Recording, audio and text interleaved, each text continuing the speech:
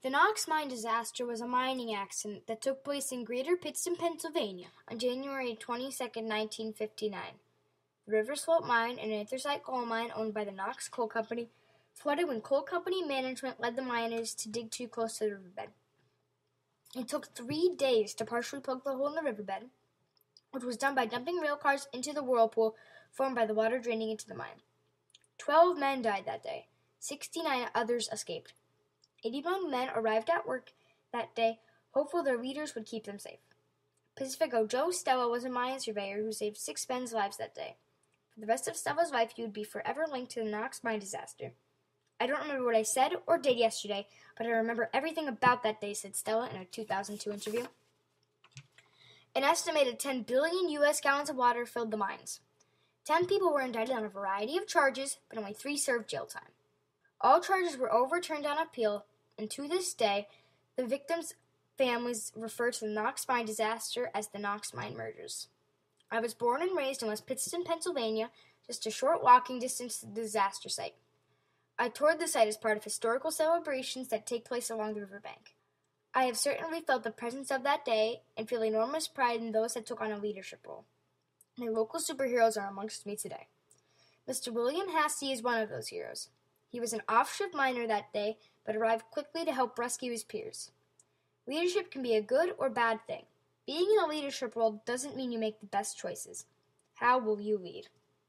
Well, I was on the afternoon shift, and when I got there, I learned of what happened, and they put me to patrolling the railroad tracks to stop all traffic, rail traffic or human, because they were afraid it would wash out under the tracks, and then the tracks would give way.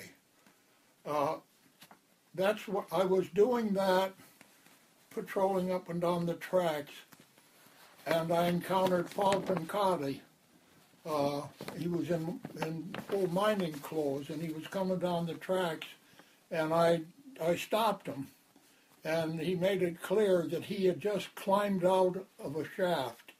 He had been in the mine. It was 57 feet deep. He was with others who were trapped in the mine, but he got out by climbing up this shaft by fingers and toes, and then he went on, and he said there were more men at the foot of the shaft. Eventually, over 50 coal hopper cars were pushed into the breach by a diesel locomotive from Pittston, PA. 400 mine cars were dumped over the bank into the hole, but the water just kept rushing in. Thousands of bales of hay and hundreds of railroad ties were also added.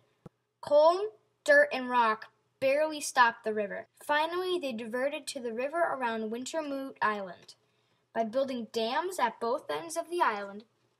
Once they pumped the water out between the dams, the size of the hole was evident. Tons of clay were poured into the hole, and a concrete cap was placed on top of the opening.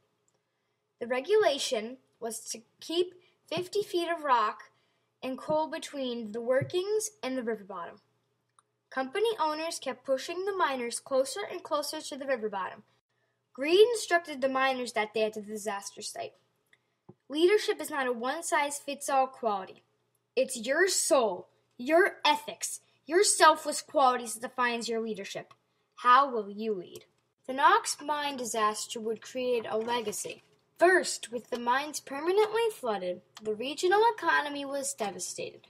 Over 5,000 miners would become unemployed overnight. Later, Amedeo Pincotti would receive the Carnegie Medal for his heroism that day.